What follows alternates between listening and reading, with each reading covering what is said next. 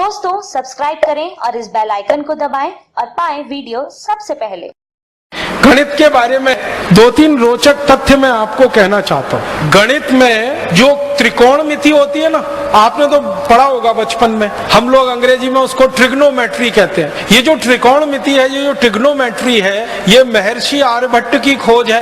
उन्होंने सबसे पहले त्रिकोणमिति दिया है पूरी दुनिया को जानने, समझने और सीखने के लिए। और आप जानते हैं, इसी त्रिकोणमिति को आधार बनाकर दुनिया में सारा निर्माण कार्य चलता है।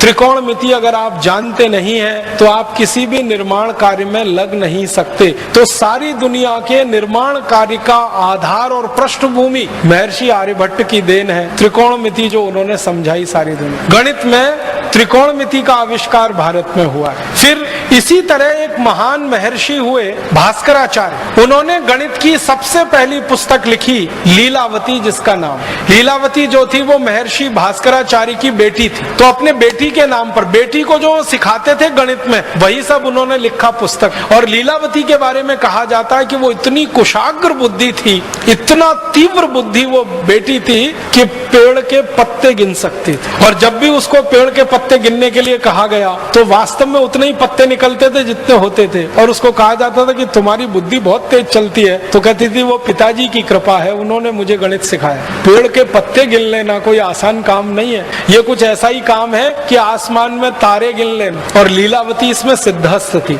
उस लीलावती के नाम से पुस्तक प्रकाशित हुई, महर्षि भास्कराचार्य की गणित की पहली पुस्तक।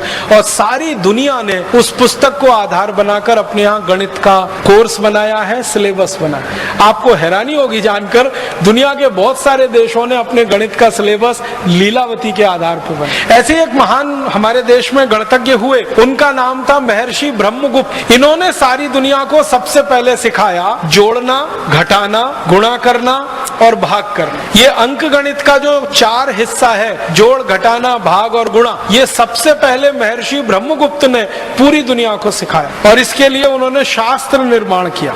और महर्षि ब्रह्मगुप्त के ही नाम ये खोज है कि वर्ग करना और वर्गमूल करना, घन करना, घनमूल करना, ये भी उन्होंने सबसे पहले सूत्र दिया दुनिया को सीखने के। और जो बीज गणित हम पढ़ते हैं, जिसको हम आजकल अलजेब्रा कहने लगे हैं, ये अलजेब्रा पूरा का पूरा महर्षि ब्रह्मगुप्त की देन है।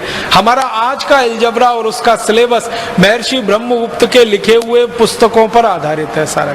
इसी तरह से एक प्रमेय होती है, एक थ्योरम है, वो हम लोग पढ़ते हैं बचपन में, 9वीं 10वीं कक्षा से लेके 12वीं तक हम उसका इस्तेमाल करते हैं। वो थ्योरम को पाइथागोरस थ्योरम कहते हैं। पाइथागोरस का जन्म हुआ ईसा से 8 शताब्दी पहले। और ईसा के 15वीं शताब्दी पहले के भारत के गुरुकुलों के रिकॉर्ड्स बताते हैं कि पाइथागोरस हमारे यहाँ था। हम उसको बोधायन प्रमेय के रूप में पढ़ते थे। बोधायन एक महर्षि हुए, उनके नाम से वो प्रमेय पढ़ाई जाती थी भारत में ईसा के जन्म के 15 शताब्दी पहले, माने आज से लगभग 3500 साल पहले वो प्रमेय भारत में पढ़ाई जाती थी बोधायन प्रमेय के नाम से। और वो प्रमेय क्या है? कर्ण का वर्ग बराबर लंब का वर्ग धन आधार का वर्ग। हिंदी में कहते हैं ना, हाइपोटेन्यूज का स्क्वायर परपेंडिकुलर और बेस के स्क्वायर के एडिशन के बराबर। तो कर्ण का वर्ग बराबर लंब का वर्ग धन आधार का वर्ग, ये जो हम पढ़ते हैं, ये सबसे पहले बोधायन महर्षि की देन है, जिसके आधार पर सारी दुनिया ने सीखा। पाइथागोरस ने बेईमानी करके और चालाकी करके इसको अपने नाम से प्रकाशित करवा दिया, और वो आज तक सारी दुनिया इसी भ्रम में जी रही। इसी तरह से मैथमेटिक्स में, मॉडर्न मैथमेटिक्स में एक थ्योरम इस्तेमाल होती है, बाइनोमियल थ्योरम। अगर थोड़ा गणित आपने उच्च स्तर का पढ़ा होगा तो आपको तुरंत ये नाम ध्यान में आएगा। बाइनोमियल थ्योरम जो द्विपद प्रमेय है, वो सारी दुनिया को सबसे पहले भारत ने दी। और ये बाइनोमियल थ्योरम भी महर्षि आर्यभट्ट की देन है सारी दुनिया। और इसी तरह से हमारे भारत में एक विषय चलता है गणित में, जिसको मॉडर्न मैथमेटिक्स के नाम से आजकल कहने लगे हैं, कैलकुलस। और उसके 2 हिस्से हैं, इंटीग्रल कैलकुलस, डिफरेंशियल कैलकुलस।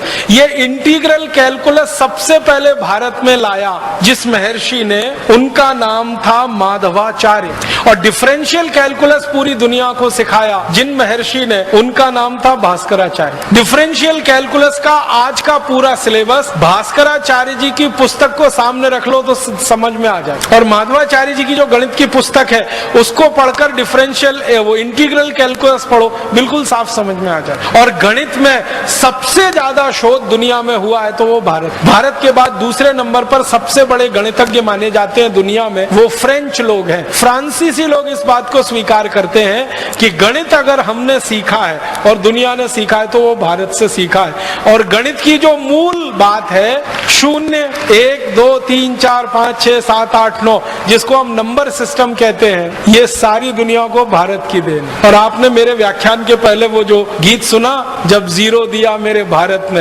वो सच है। सारी दुनिया को 0, फिर 1, फिर 2, फिर 9 तक की गिनती हमने सिखाई, और जो गिनती सिखाएगा वही गणित बनाएगा। गणित तो उसी को आएगा जिसको गिनती आएगी। जिन्होंने गिनती गिनी है और जिन्होंने गिनती पढ़ी है वही गणित बना सकते हैं और गणित सिखा सकते हैं। तो भारत ने सारी दुनिया को गिनती दी है, गणित दिया है, गणित के सूत्र दिए हैं। और कुछ गणित के सूत्रों के बारे में तो आप सब जानते हैं। वैदिक गणित का नाम आपने सुना है, वैदिक गणित के सूत्र 17 सूत्र हैं। इन सूत्रों को जो सीख लेगा वो गणित का इतना बड़ा पंडित हो जाएगा कि कैलकुलेटर से ज्यादा तेज कैलकुलेशन वो कर पाए। कुछ भारतवासी सारी दुनिया में अपना चमत्कार दिखाते रहते हैं गणित का। एक बहन जी है, एक माता जी है, नाम नहीं लेना चाहता उनका, आप सब समझ जाएंगे 1 मिनट में। वो पूरी दुनिया में प्रवास करती हैं और बड़े बड़े शो करती हैं, लाखों रुपए उस शो के वो लेती हैं। एक एक व्यक्ति उस शो में जाए तो हजारों रुपए की टिकट खरीदता है, डॉलर्स में खरीदता है। और वो माताजी सबको यही बताती हैं गणित के सूत्र, और चमत्कारिक तरीके से बताती है। 10 अंक का कुछ संख्या लिख दो और 10 अंक की एक संख्या लिख दो, दोनों का गुणा कर दो। कैलकुलेटर जितनी देर में बताएगा वो माताजी उसके पहले बता देती है, और लाखों डॉलर बरसते हैं उनके ऊपर। वो कुछ भी नहीं है, वैदिक मैथमेटिक्स के सूत्र हैं। कोई सीख लेगा तो वो बता देगा, उसमें कौन सी खास बात है।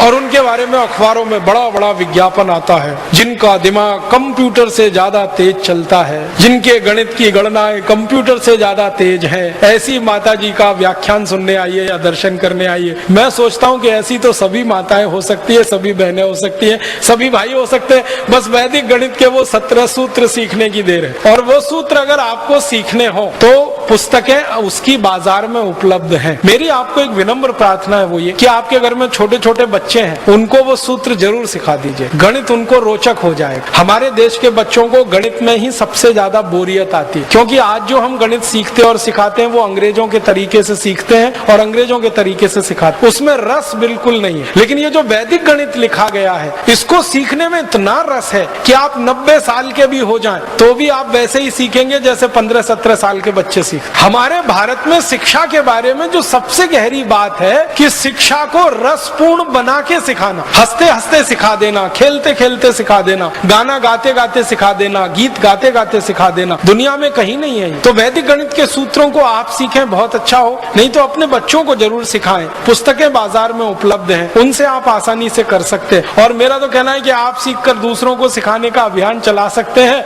कम से कम ये जो तिलिस्म बना हुआ है 2-3 लोगों के नाम पर कि वो गणना करते हैं कंप्यूटर से ज्यादा तेज, वो भाई हो या बहन कंप्यूटर से तेज गणना कर सकता है अगर वैदिक गणित के ये सूत्र सीखे।